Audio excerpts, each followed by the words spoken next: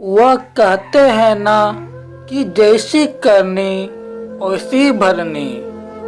इंसान जैसा काम करता है उसे उसका फल भी वैसा ही मिलता है।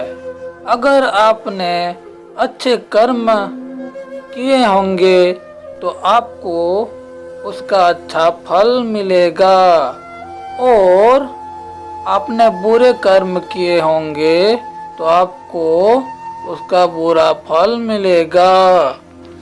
अगर किसी के साथ कुछ बुरा होता है तो लोग कहते हैं कि इसने पिछले जन्म में जरूर कुछ बुरा किया होगा, इसलिए ही उसके साथ ऐसा बुरा हुआ। और अगर किसी के साथ कुछ अच्छा होता है तो लोग कहते हैं कि इसने पिछले जन्म ने जरूर कुछ अच्छा काम किया होगा, इसलिए ही इसके साथ आज ये अच्छा हुआ है।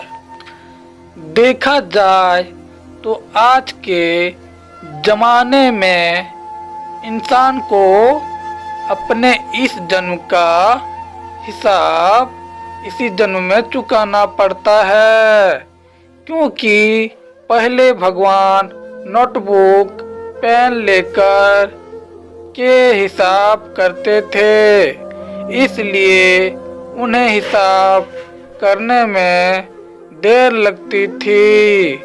आज के जमाने में भगवान के पास भी लैपटॉप आ गया है, तो उन्हें इंसान के कर्म का फल देने में यानी कि हिसाब करने में देरी नहीं लगती है।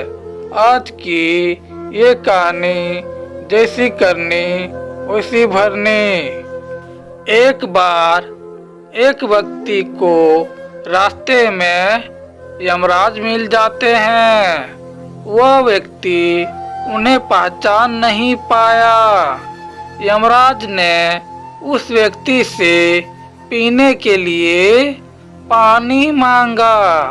उस व्यक्ति ने बिना कुछ सोचे और बिना एक भी लक्षण गवाए यमराज को पानी पिला दिया।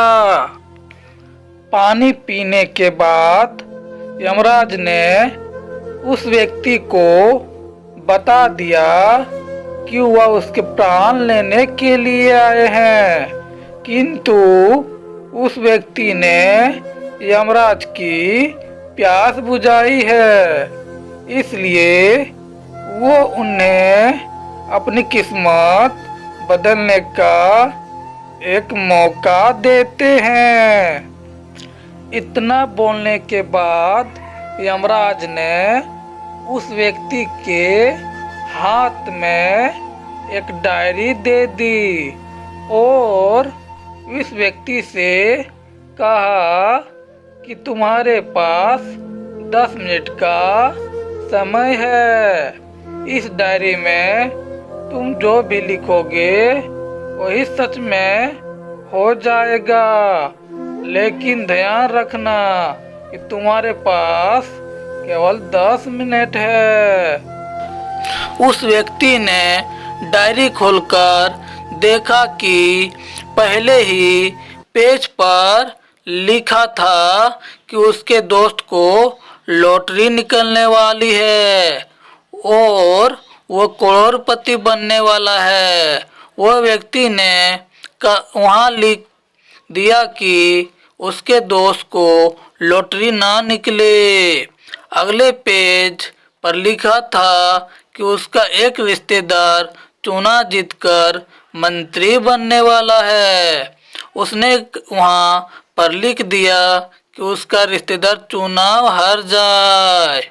इसी तरह वह पेज पलटाता रहा और अंत में उसे अपना पेज दिखाई दिया।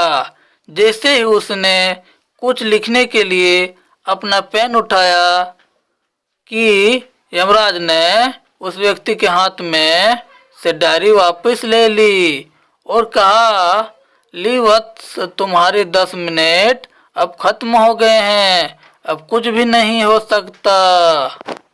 यमराज ने कहा कि तुमने अपना पूरा समय दूसरों का बुरा करने में व्यतीत कर दिया और अपने आप को ही खतरे में डाल दिया।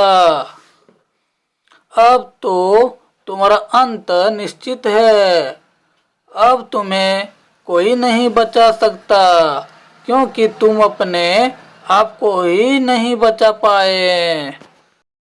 यह सुनकर वह व्यक्ति बहुत ज़्यादा पछताता है, लेकिन अब पछताने से कुछ नहीं हो सकता था, क्योंकि अब सुनहरा मौका उसके हाथ से निकल चुका था। अगर भगवान ने आपको कोई शक्ति दी है तो कभी किसी का बुरा ना सोचे और ना ही किसी का बुरा करे। दूसरों का भला करने वाले सदा सुखी और दूसरों का बुरा करने वाले सदा दुखी रहते हैं।